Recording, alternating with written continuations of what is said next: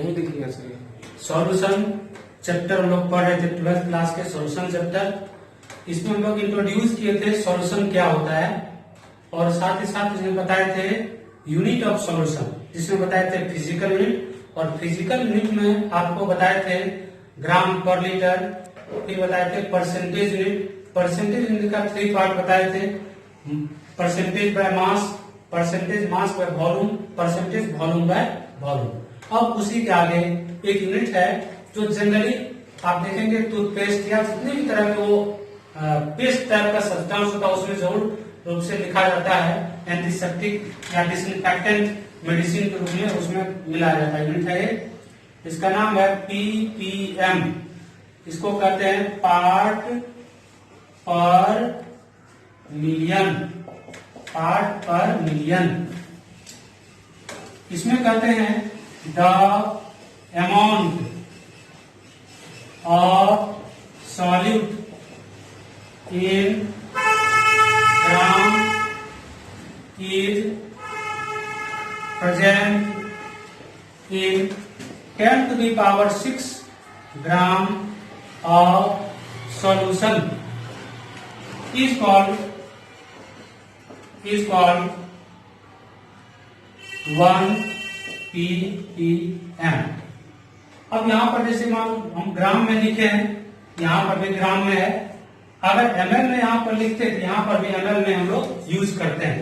ये जरूरी नहीं कि ऑलवेज ग्राम नहीं हो, यहाँ पर कोई यूनिट हो सकता है, लेकिन ये शर्त जरूर है कि इतना जो मिलियन है 10 to the power 6 ग्राम यानी 1 मिलियन जो है उतना रहना जरूरी है सॉल्वेंट सॉल्यूशन। इसी प्रकार से देखेंगे हम लोग यहाँ पर कि अगर कहीं पर किसी सॉल्यूशन में लिखा हुआ 0.25 ppm ऑफ फ्लोराइड, तो जनरली आप देखेंगे जो अच्छे कंपनी का टूथपेस्ट होता है उसमें जरूर फ्लोराइड या क्लोराइड ये सॉल्ट की मात्रा रहता है। इसका मीनिंग आपको समझना है कि 10 to the power 6 gram solution का है जो कंटेन करता है 0.25 ग्राम ऑफ फ्लोराइड। इसका मतलब बहुत ही मिनिमम मात्रा में यूज किया जाता है। अगर मान लेते हैं हम लोग कहीं पर लिखा हुआ है 2.5 ppm ऑफ हाइड्रोफॉर्म, इसका मीनिंग होगा कि 10 to the power 6 gram of solution है जिसमें 2.5 ग्राम ऑफ हाइड्रोफॉर्म पाया जाता है। और देखेंगे कि जितने भी तरह का एंटीसेप्टिक क्रीम होता है, दवाई होता है, मेडिसिन होता है, उसमें सब में हाइड्रोफॉर्म का उपयोग किया जाता है, क्योंकि हाइड्रोफॉर्म बॉडी कांटेक्ट में आने पर या लाइट के पड़ने पर आयोडीन लिबरेट करता है, और आयोडीन के लिबरेट करने से जितने भी इंसेक्ट या जर्मिसाइड है उसको क्लीन करता है। इस कारण से हाइड्रोफॉर्म का उपयोग हम लोग करते हैं एंटीसेप्टिक के रूप में, और उसमें ये पीपीएम लिखा हुआ रहता है। तो आपको ये समझना है कि कितना सोल्यूशन है उसमें क्या होना चाहिए। इसी प्रकार से देखेंगे हम लोग, अगर यहाँ पर आपको कह दिया जाए परसेंटेज ऑफ सॉल्यूट निकालना है, कभी कभी ऐसा होता है कि पीपीएम लिख दिया, कह दिया परसेंटेज निकालिए, तो परसेंटेज निकालने के लिए करेंगे weight of solute divide by 10 to the power 6 into कर देंगे 100, ये कर देंगे तो परसेंटेज निकल जाएगा सॉल्यूट का। इसी प्रकार से अगर मान मोलालिटी कहता है तो मोल निकाल के सॉल्वेंट से डिवाइड करेंगे वेट सॉल्वेंट से, तो मोलालिटी निकल सकता है। इसी प्रकार से एक यूनिट है आपका कॉमर्शियल यूनिट, कॉमर्शियल यूनिट, इसको हम लोग फॉल्स यूनिट कहते हैं, या इसको हम लोग स्यूडो यूनिट कहते हैं। स्यूडो यूनिट के नाम से जाना जाता है, क्योंकि हमेशा कॉमर्शियल पर्पज से उपयोग किया जाता है, यानी मेडिसिन से के रिलेटेड नहीं, सिर्फ कॉमर्शियल। जैसे आप देखे होंगे कि अल्कोहल का विस्की हो या रम हो या जो भी तरह का होता है उसमें लिखा रहता है इस तरह से, है। मान लीजिए अगर कोई अल्कोहल का बोतल पे इस तरह से लिखा हुआ 100% प्रूफ अल्कोहल, ऐसा लिख देता है, बोल्ड लेटर में लिखा रहता है, तो ये आपका कॉमर्शियल यूनिट है। जब इसी का आपका जो केमिकल यूनिट है ये होता है का 50% V/V। अब समझ सकते हैं ये आपका केमिकल यूनिट है यानी फिजिकल यूनिट है, जबकि ये आपका जो है कॉमर्शियल है। तो यहाँ पर बताता है 100% है ना, लेकिन होता है एक्चुअल में 50%। तो 50% of alcohol, 50% B/B of alcohol, इसका मतलब 100 ml सॉल्यूशन में मात्र 50 ml सॉल्यूट है, जबकि लिखा जाता है 100% proof alcohol. 50% B/B of alcohol solution, इसका मतलब है कि 100 ml सॉल्यूशन में 50 ml सॉल्यूट है। सॉल्यूट है क्या? अल्कोहल। कॉमर्शियल यूनिट में ही अगर मान लेते हैं 200% प्रूफ लिखा हुआ है, इसका मतलब इसका आधा 100% B/B। अगर 150% लिखा हुआ है, इसका मतलब 75% B/B। इस तरह से कॉमर्शियल यूनिट का मीनिंग होता है, लेकिन फिजिकल या केमिकल यूनिट में ऐसी बातें नहीं है। अब ये यहाँ तक था आपका फिजिकल यूनिट। अब हम लोग पढ़ने जा रहे हैं केमिकल यूनिट। और केमिकल यूनिट में सबसे पहला टर्म आपको बताते हैं मोलालिटी। मोलालिटी केमिकल यूनिट है मोलालिटी। और मोलालिटी को कैसे लिखा जाए तो हम लोग कह सकते हैं the number of mole of solute is present in 1 kg और 1000 gram of solvent is called molality.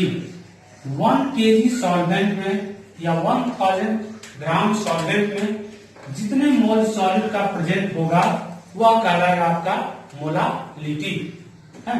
इसका मतलब है कभी क्या पूछता है ऑब्जेक्टिव में, इसका यूनिट क्या है? यूनिट हम लोग कह सकते हैं क्या? मोल पर केजी। मोल पर केजी ये लिखा जाएगा इसका यूनिट। इसका मतलब है कि आप अगर मोलालिटी को डिफाइन करते हैं या इसको पहले डिनोट करते हैं तो कहते हैं it is denoted by small M से इसको रिप्रेजेंट करते हैं। और इसको अगर लिखेंगे तो मोलालिटी बराबर हो जाएगा मोल ऑफ सॉल्यूट बटा लिखेंगे weight of solvent in KG है ना। इसका मतलब इससे रिलेटेड इस चैप्टर में खास बात है, इससे रिलेटेड मैक्सिमम न्यूमेरिकल ही पूछा जाता है।